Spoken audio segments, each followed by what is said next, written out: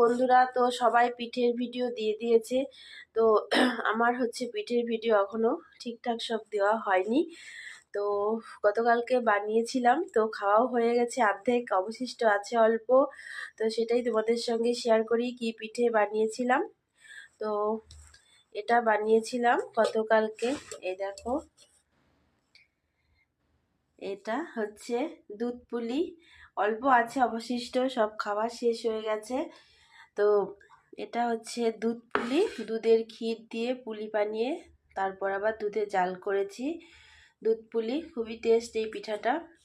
আর আর আছে, এখানে আছে পাটিজোড়া।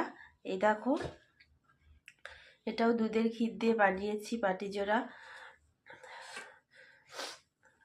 কেমন হয়েছে পিঠেগুলো তোমরা কমেন্টসে অবশ্যই জানাবে। টাটা।